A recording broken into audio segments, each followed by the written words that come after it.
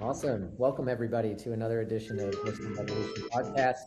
I'm Mike Gula here with Evie Amira, my co host, and today we welcome Joel Wish, currently the CEO and founder of Bright Harbor. Joel, welcome, man. Thanks for being here. Thanks for having me, guys. I'm excited about your podcast. Awesome, man. Yeah, super excited about this conversation, man. I've known you now for a good little bit. I feel like I've known you a long time, man, even though it's only been, half a year at this point. But excited about what you guys are doing, and we're really looking forward to the conversation today, man. Amazing. Me too. Awesome. Well, listen, we'll jump right in, man. I would love to hear a little bit more about Bright Harbor, like what you guys do and what your focus is. Anything you want to share, man? Yeah, maybe I'll start actually before Bright Harbor because I am not an insurance or tech person at all. I haven't touched it at all in my career. I did a lot of healthcare investing, healthcare startups. I started and sold a number of companies. I actually thought I was going to not do another one. And then my friend lost his house in wildfire. And I helped him to do the recovery a little bit. I also just had a front row seat to watching him struggle with insurance, with FEMA, with SBA loan programs, with rebuilding, with permits, and like looking at his Asana board and seeing hundreds of items. Like, that is crazy that you have to do all of those things to recover from natural disaster.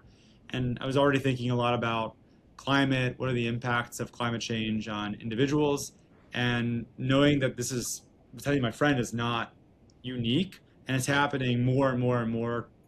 And so, how do you build technology, build services that help people in that situation, given that a lot more people are going to have that same situation happen again? So, that's the birth of Bright Harbor.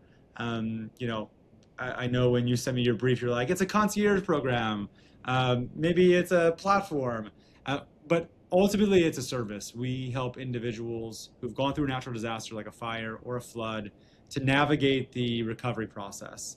We look at all the opportunities for them to get more money from different various government programs.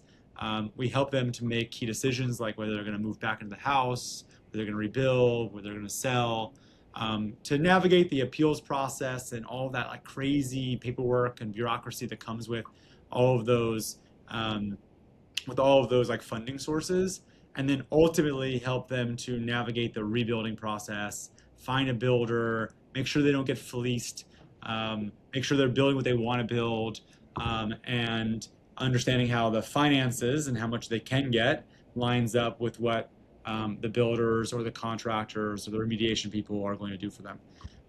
So we do that. That's like the core of the service. You can think of it a lot like AAA, but for climate disaster. Yeah. And we primarily sell through insurance companies and large employers. And so those groups have lots of people who have this happen to them, especially in large insurance companies. They're like, hey, we realize that insurance is not going to make someone completely whole. It can only be one portion of the recovery process is like a check, essentially. And they are really interested, especially like the larger customer-focused insurance companies who want to help their policyholders get back on their feet. They realize there's a lot of other things they don't touch. Um, Decision-making processes, rebuilding, finding contractors, not getting fleeced, navigating FEMA, finding SBA loans, grants, free stuff, permitting process, deadlines for government, all those things. And so we essentially partner with the individual on that specific thing and help them essentially round out the claims process and make it more of a recovery process. So you don't touch the claim. We really focus on all the things that are not claim related, and getting the person back from like, I've had this major catastrophe to back on their feet. That's incredible, man. That's incredible. Oh, sorry, Evie, go ahead. No, it's good. Sorry to jump in, but obviously you are coming from the consumer perspective, right? What is interesting for me is to see or to figure it out what is the differentiation between the insurance companies' concerns and the consumer concerns. And what I mean by that is obviously if there is a damage right now, it's a catastrophic. There is a what I am as a consumer, what I want to rebuild my house right now.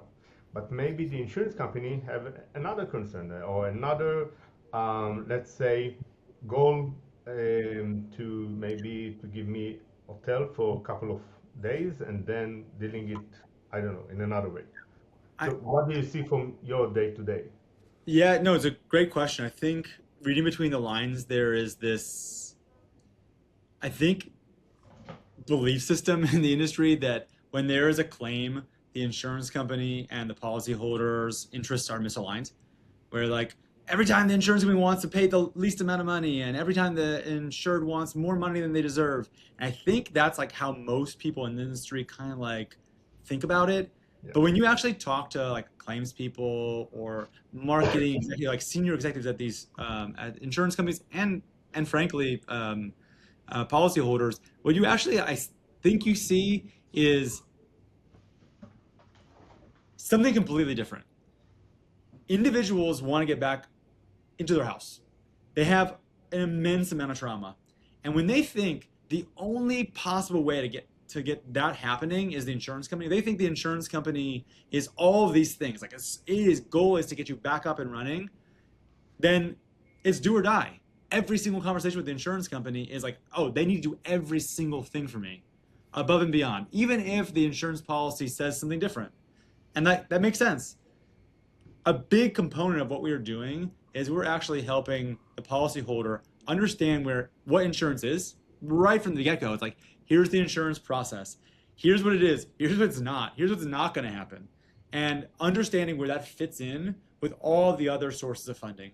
And so our policyholder or the policyholders that we work with happen to see insurance as one component of many components in the recovery process and not do or die.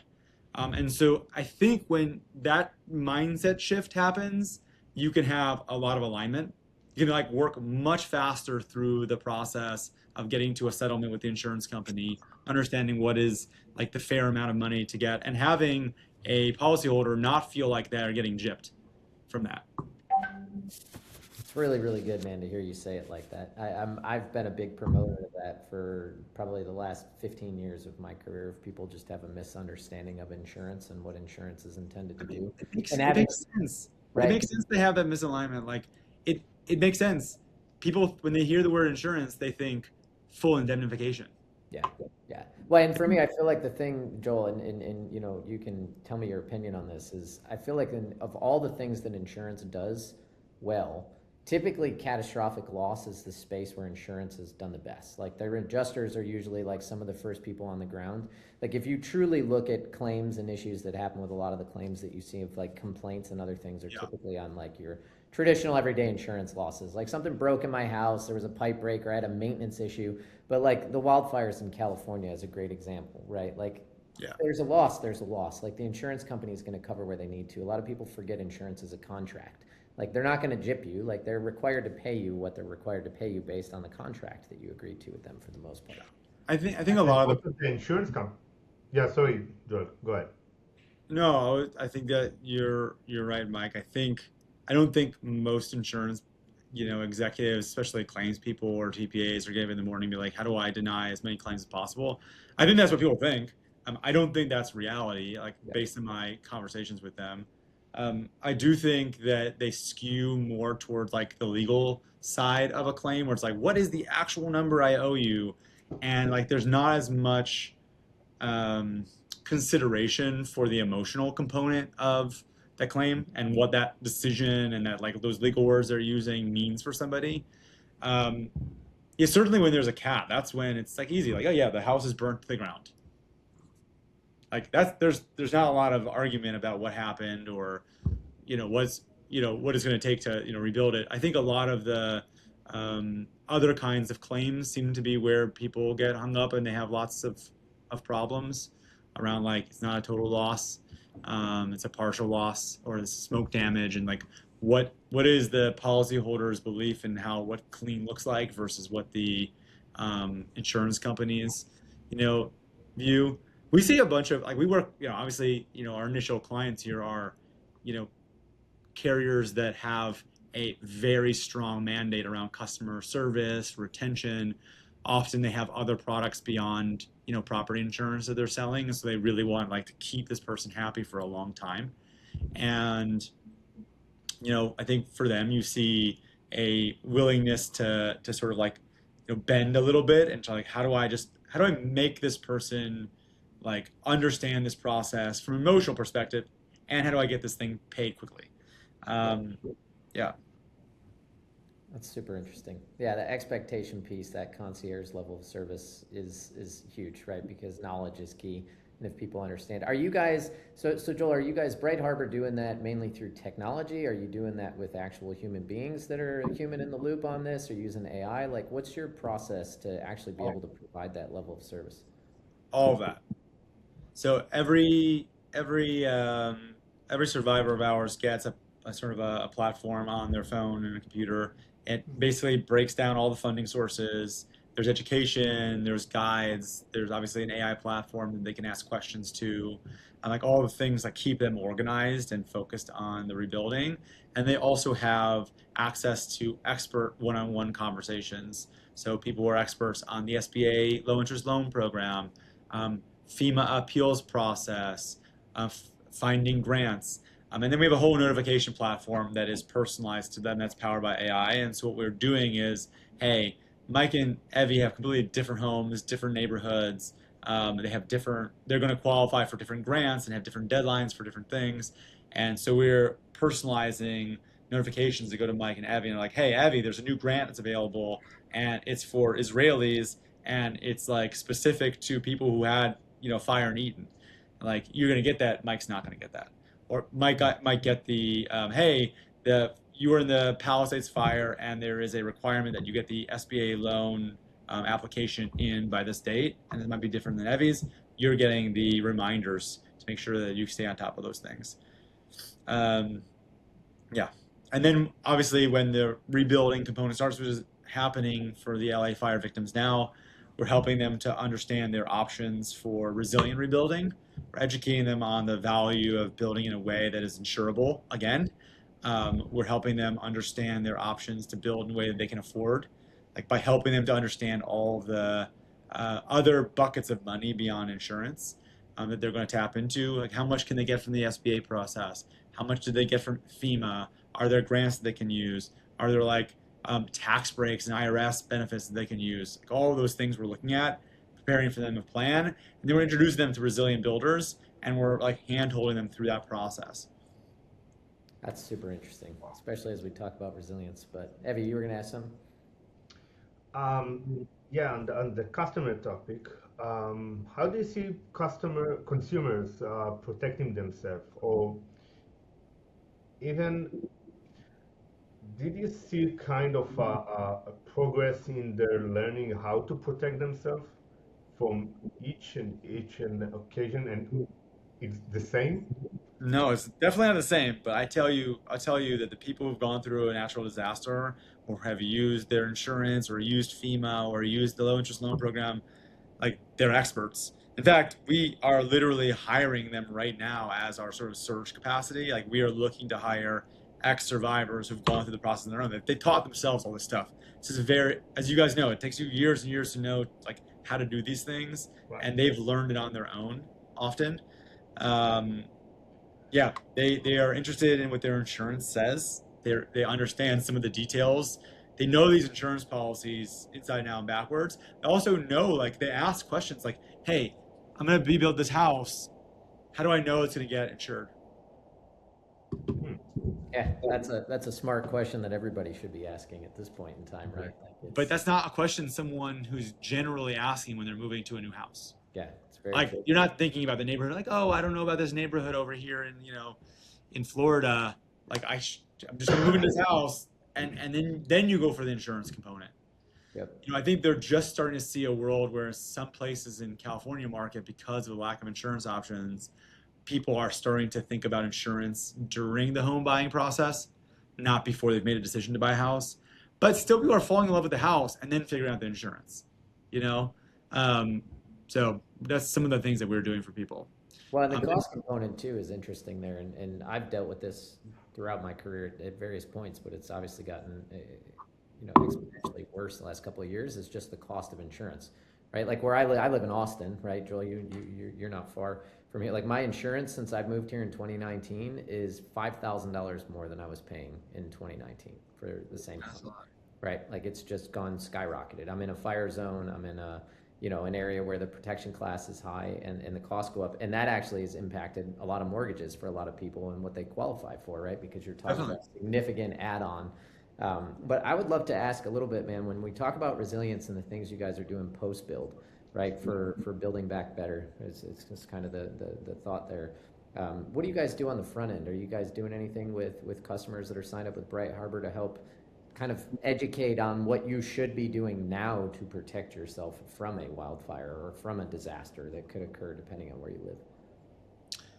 We definitely want to do more of that. We have a pilot program right now with one of our clients who has a number of employees and retirees in Florida, and they're very interested in helping those people to understand their options and invest in resilience. So the pilot program is essentially we built a tool that allows them to look at their risk factors using all of the the services that you've seen online right now, like First Street. We pull in data about their address and risks they see, and then we ask them to upload their insurance policy they want, and we essentially like map out like, hey, you are covered for this, you are covered for that. Like you have wind protection but not flooding protection, and so then they can have a printout essentially, and they can just click it and they can email it to their broker.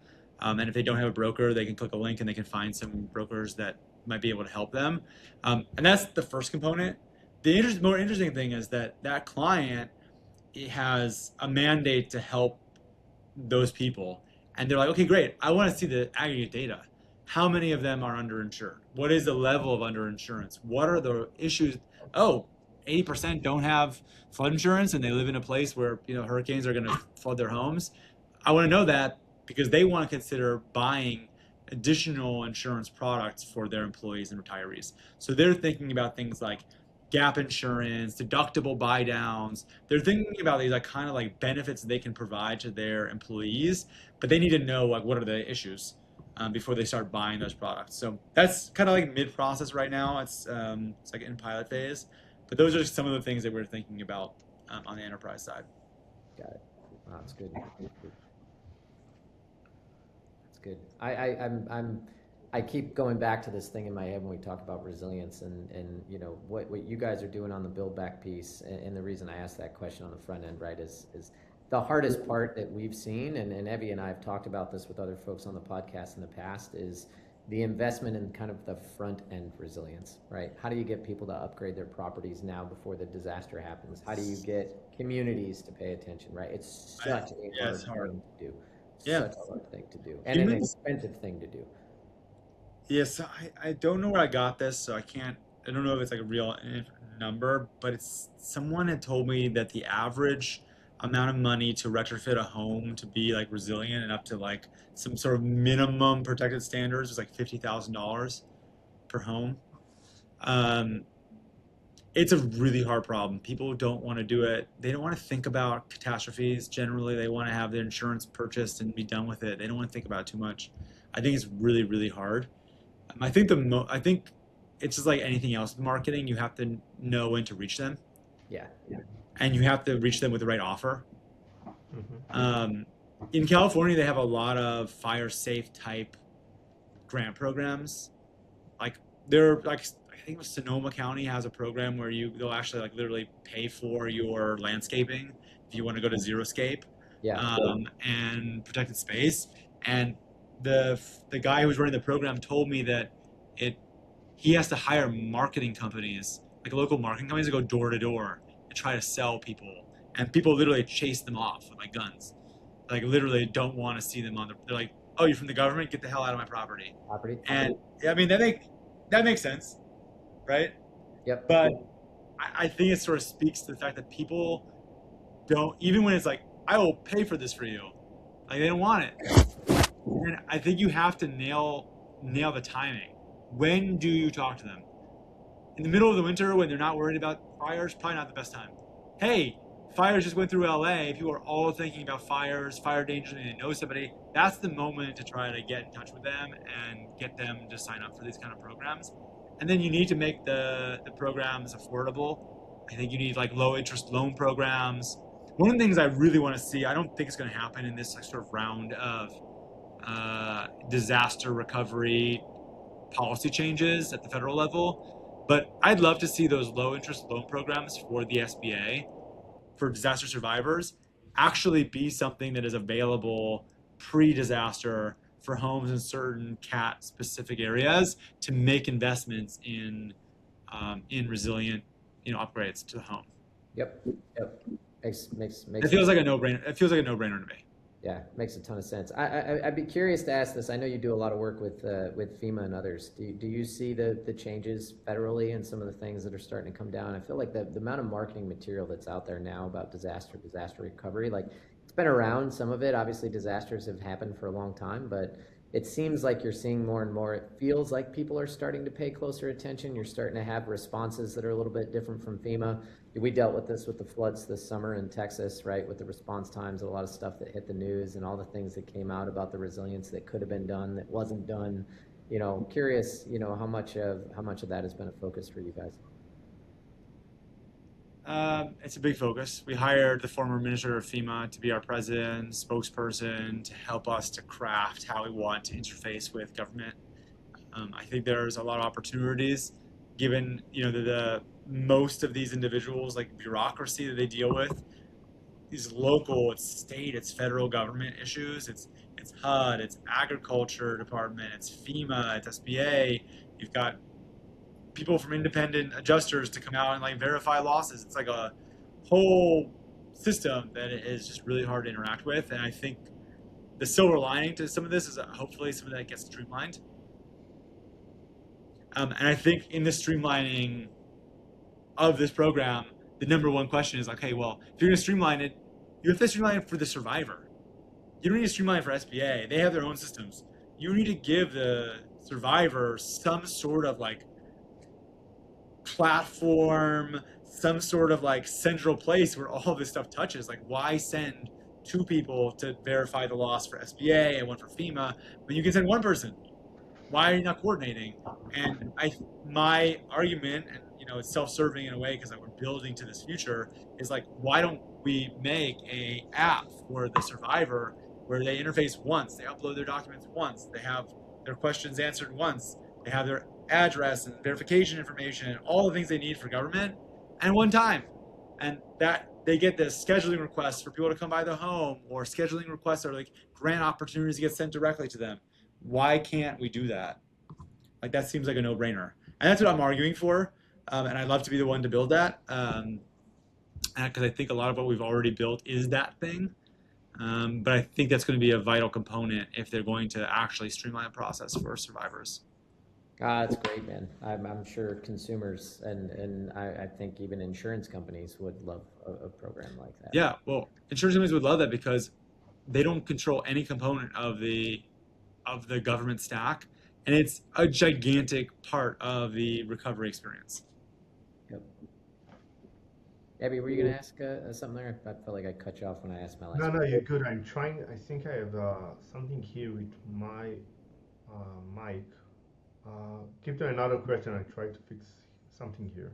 Yeah, no worries, man. No worries. So Joel, I would love to pivot a little bit into kind of the AI and data experience, right? I mean, obviously it's the topic everybody talks about.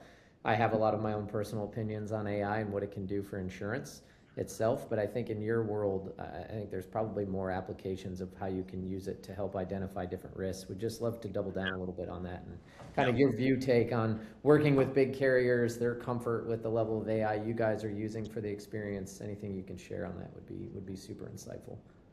Yeah. Well, let me talk first about, there's multiple different kinds of AI. I think there's the LLM chat experience, which people are sort of leaning towards as a UI element. We have the vast majority of the clients we work with are not clients that had a leak in their house. They're not someone that had a kitchen fire. They are people who've lost their entire home, massive flooding, a full fire, like massive amounts of smoke damage. They're in like a total loss scenario. They're out of their home. They're emotionally traumatized, and we are helping them to go through that process. They do not want just an AI tool.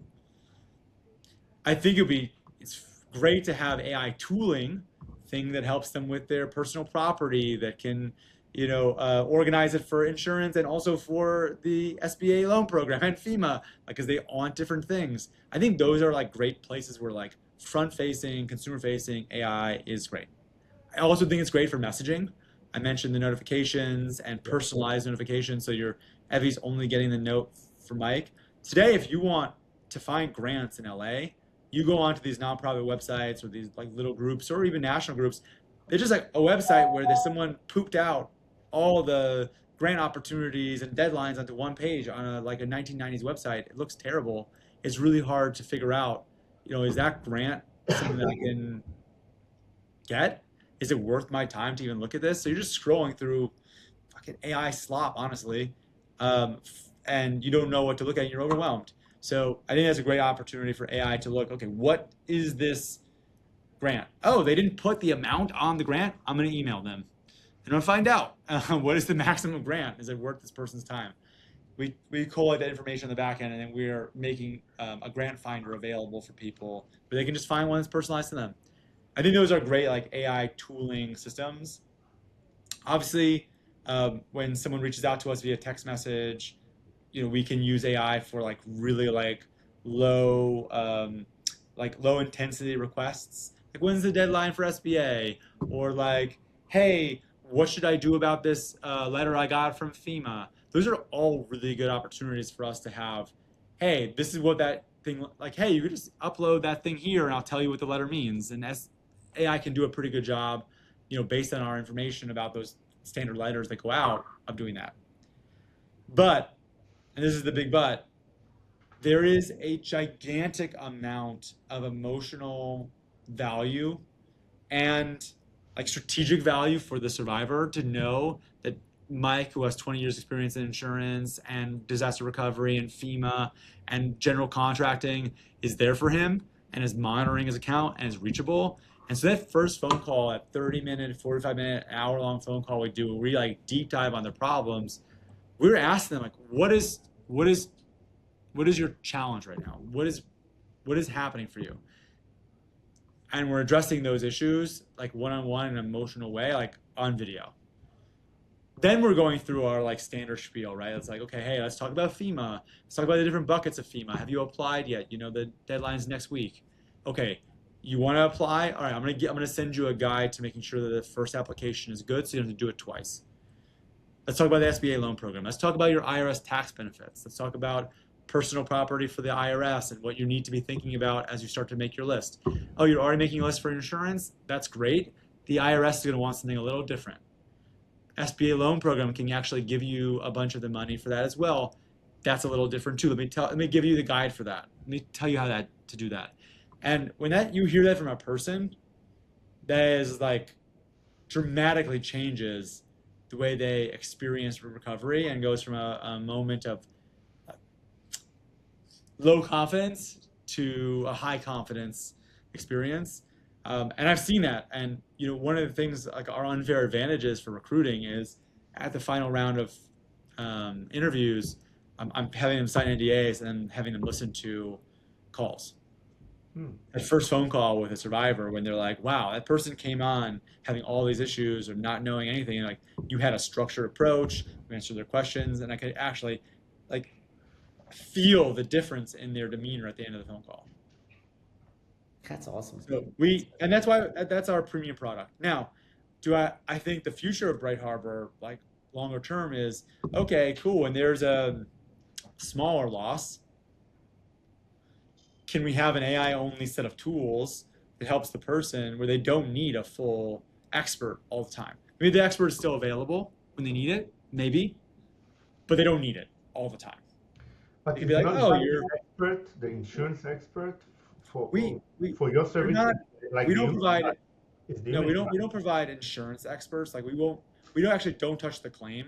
But when I say yeah, so I will rephrase it. It's not like this the professional experience that you delivered from FEMA, etc., but it's the human touch the connection between yeah. you and the consumer. Because Apparently, you Totally. can involve the AI in the process, but this Yeah. is not just the human in the loop. Maybe it will be AI in the loop. It will help you to Yeah. complete. Yeah. I think that's true. I think it's gonna be all of that. It's also, we have clients who are 25 Mhm. in apartments, and we have clients who are 85. They want different things, and we have to meet them. We have to meet them where they are. So like a lot of like the, technical mode here is building out services that can touch a bunch of different kinds of people and the way that they interact and the way that they want choose to interact with services like ours. Um, I wanted to mention that we hire quite a few cat adjusters, like ex cat adjusters, for insurance. They have a lot of experience on the ground in these cat areas, and then we put them through our training. We're teaching them about all the FEMA processes. We're teaching them about um, the SBA loan process, IRS tax things. Like we train them on how to do our process, and I think a lot of them are working with us because they actually care a lot about being there for survivors. Like they've been on the ground, they've seen, they feel a strong connection, and even though they don't want to travel to Florida or a fire, they want to still be involved and help. And so our our job being remote is really like a draw for them. Yeah, it's interesting. Yeah, there is nothing. I've been on the ground after disasters. My first experience with like real, true claims. I did a little bit after Katrina, but my first like real was after the 2011 tornadoes in Tuscaloosa in Alabama, right, and Georgia, which was my underwriting district. Like we had many policyholders that were killed in those storms and lost everything, including family members, and like having to deal with claims and working with our cat adjusters. Like once you've gone through and experienced what that's like, it gives you a totally different perspective. 100%. Um, yeah, that's also kind of one of the things it's we're not a spa. We're big enough and powerful enough to have like an influence on like underwriting, I would say. But I do think that there is like some real value in thinking about what's inside the insurance policy beyond just the money, like having reimbursements potentially for things like emotional support when you've lost a family member or you've been disabled. Like there are so many things besides the property that are happening for these people, that I think could be like interesting ways to expand this amount of service. Yeah, yeah. Apparently, you collect the amount of data and metadata, and how to, I don't know, maybe to develop a new policy. Don't think that's gonna be our. I don't think I'm gonna do that. I Maybe, don't. maybe. Don't say Maybe. no. Yeah.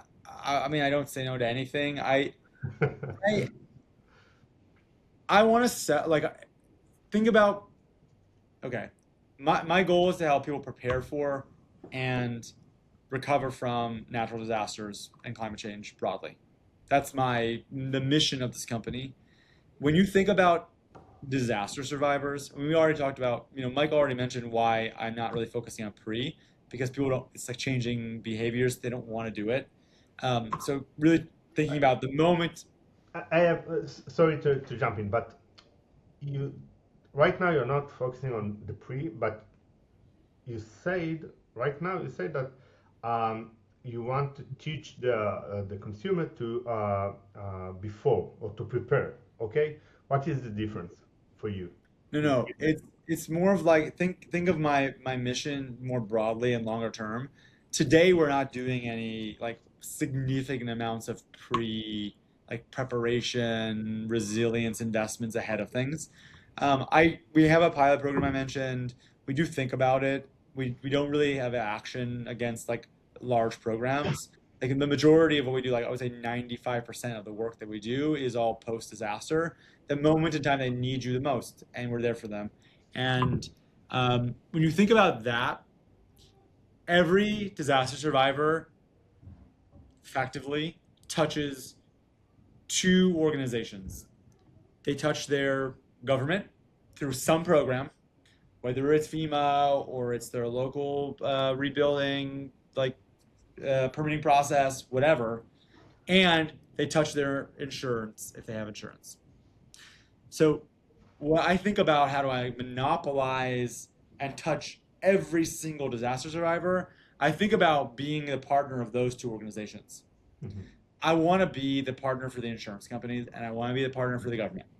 And I want to create programs that help both of those groups to help their survivors to build back, to like literally go through the process faster, find more money, and ultimately build back better. That is the mission of this sort of like that program. And I think when you start to think about like, do I make programs that are like, do I make my own insurance policy? I think you start getting into this zone where like there's a little, you might be competing against your clients. It's actually one of the things I like about insurance. Actually, it's like you guys have, there's a lot more like playing nicely with others than in other industries, frankly. Um, but yeah, I think a lot about how do I build programs for the largest insurance companies, the largest state governments, federal government, and how do I be their partners, and how do I be part of their process? Because reaching disaster survivors in the moment of their loss is expensive, it is hard, it is fraught with like having to convince them that you're trustworthy because they're getting tons and tons and tons of inbound of like shisty people, shisty public adjusters, lawyers, fake contractors, people who want to just sign them up on contracts. So you come out and they're like, hey, I can help you. I'm here. I'm such a nice guy. Like they don't know where to place you and they're already suspicious. So we really think about how do I become part of the existing processes that exist that funnel these survivors into their different programs. Man, my mind, Joel, goes, and you and I obviously know each other. We've talked about this, right? There's a lot that we're working on my side around the front end piece of this, right? Like analyzing the risk and understanding and how do we help prepare. And Evie and I have talked about this from an underwriting perspective so many times. So it is such a broader issue, right? And this is the piece that I think people fail to talk about right now is there's not a one end all be all solution, right? It's a community of professionals. It's a community of resilience experts and people who've been doing this for a long time.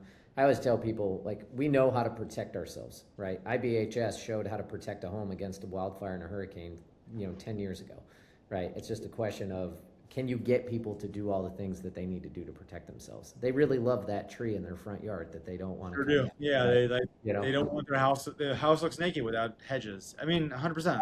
Yeah, 100%. Yeah, yep, definitely.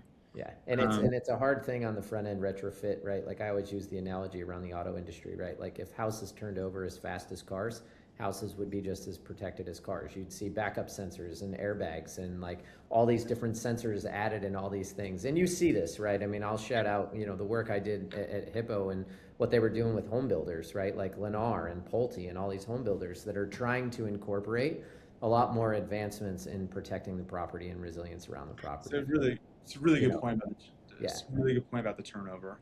It's just hard to do, right? You have an existing stock of homes across the U.S. that are not going to turn over, that need to be retrofitted. The house I grew up in upstate New York that was built in 1952 is still there, right? There's still a family living in it. They've not really done much to it, right? So how do you protect it against all the different things that have occurred? And the area, as a great example, like when I was a kid, we used to get 100 to 200 inches of snow in upstate New York where I grew up every year. And in the last 10 years, like they haven't gotten anywhere near those totals. It's much warmer in the winter, right? Like what does that do to the longevity of a house that was built for cold weather, not warmer weather? And now it's seeing warmer weather, right? You deal with this stuff all the time. Yeah. The answer is that when things get damaged, you need to repair them in a way that does not have that damage again. That's the answer. But if you look at LA, the government is not incentivizing that rebuilding. They're making permitting easier if you're going to rebuild the same wooden house again. Mm-hmm. They're not mandating any of these things. Like it took them so long to even decide if they're going to put things underground or power underground and stuff. So you have this craziness of like, oh, we're going to rebuild the community as fast as possible, but we're just not going to do any of the things that we know are going to be important to making that community safe. It's actually ludicrous, which is kind of why I keep saying it's individual decision making, but it's also community. Like these local communities are really important for making their communities insurable, safe. We're not there yet, but one of the things I want to do in 26 is work with IBHS, work with the national realtors, and put together essentially a program where I can show, okay, hey, you're rebuilding your house after this fire in LA, and let me show you what the exact house that you want without any of the investments in resilience looks like. Here are the line items, the exact cost extra of the resilience builds, right? Like, and hopefully it's not 200,000. Hopefully it's 30, 40, 50,000 on a, $500,000, $2 million, up to $2 million build, something like that. And hopefully it's like not a crazy percentage. And I go, okay, great. Well, for $50,000, which is honestly is like $30 a month for your 30-year mortgage or something, whatever that number ends up being, maybe it's $50 a month. You're also going to make your home insurable. You're getting, these are the discounts you're going to get from your insurance company. And here's the damn resale value of an insurable, nicer home that's protected. Like, and I can show that return on investment for that amount of money and put it in a monthly amount, $50 a month extra to have your house protected. Yep. That changes the dynamic of like, oh, I don't want to spend $50,000 to, oh, like this is a really good investment. This is a smart thing for me to do. And we all know that it's smart. We all know you're not damn getting insurance in 10 years from now in California if you don't have a protected house. That thing's gonna be hard to sell. We know it's more expensive to do those retrofits later. But they don't know that. They need to be educated. And it's not just, here's an AI tool that tells you about resilience. It needs to be like Joel, who's helping you think through your rebuilding options, needs to be like, hey, have you thought about resilient rebuilding? Oh, I think it's probably too expensive. Would you be open to me talking to you about resilient options and maybe showing you ways that you can finance it, ways that it can, fit, and why it might be a really good decision for you? Yeah, I'm open to that. Okay, cool. Like, and being able to bring to bear like actual real data that shows that return on investment is going to be critical to that discussion. Yep. Yeah, and that's where I think, Joel, you guys are smart on your go-to-market approach, because the only way that's going to happen is if you have trust with that customer, right? I mean, there's so many tools that have been out there and others that have tried to do things similar, but it's all about when you put that in front of the consumer, right? And make sure that they're comfortable that it's a known entity, a known name, somebody they trust, be more apt to do it, which will probably give you guys much better insights. Yeah, you got to earn trust with survivors. You've got to just earn it with the relationship. You got to be there for them. Your system's got to work. And honestly, coming from a trusted person is important too. Coming from an organization that they trust. And that's also why we're really focusing on working with carriers that have that customer success mindset. Absolutely. Well, Evie, I know we're getting close to time. Yeah. We probably got time for one or two more questions, man. I don't know if you have one that you wanted to drop. I've got one more from, let's say, a personal perspective, maybe. Which event has affected you the most personally so far? LA Fire, I will never forget the LA Fire for a couple reasons. It happened on January 7th, and we had just started the year. We had no employees, basically. We had there was like 3 of us. And we have 18 now. So this year we basically grew a tremendous amount, mostly because most of that hire was in the first 3 months of the year. And my daughters were born on January 22nd. So for those, and obviously my wife is very pregnant. I know she's giving birth any day. And so it was like every day I would be like, okay, I'm going to work. My phone is on ring. You tell me what's up. And every day I come home and they it was like kind of like the miracle of Hanukkah almost. It was like every day I had another day to help my team because they really needed me. And so I had about 2 weeks essentially of working all out. We were working nights and weekends, working 20 hours a day. We're just going. We had this first 3 days of the fire. We had set up a phone line so you could just call and you could talk to me and I would give you advice. That's how we got our initial clients, D2C, and we got hundreds of calls, literally back-to-back 15-minute phone calls all day for 3 days in a row until we shut it down. We had to shut it down. I was like, I can't do this anymore. That's unreal, man. That is unreal. Well, I have a more personal question that I'm going to end on, and this is mainly from perusing your LinkedIn profile. about all the countries you've been to, and you said there's one that is excluded. Are you able to share which one? Yeah, it's France. Taiwan? I was working for General Electric. My first job out of college. Was there for 5 years. Had like a job that we traveled a lot. It's like, and one of the places I had to go was France, and was there for a couple month project. And GE has these lawyers that help you with visas and whatnot. And whatever visa they got me on was like the wrong visa. And so I had flown back to the United States to like get the visa renewed or something. And the French embassy was like, looked at the visa and looked at this thing. He was like, you've been in France with the wrong visa. You've been there for work. Like, this is the wrong visa. And he took my passport. He's like, you got to come back in 3 days to get this. And then he was like, you can't go back. Like, you're not allowed back. I had to have someone go to the apartment, clean my stuff up. Yeah, it was a whole thing. That's unreal. I've been back to France since. They have not excluded me from there, but Okay. there was a moment in time where France was like, you can't come back. Oh man, that's great stuff. That's great stuff. Well, Joel, this has been a great conversation, man. Like, again, thank you for making the time. I know you guys are super busy in growth mode, super impressed by what you guys are building.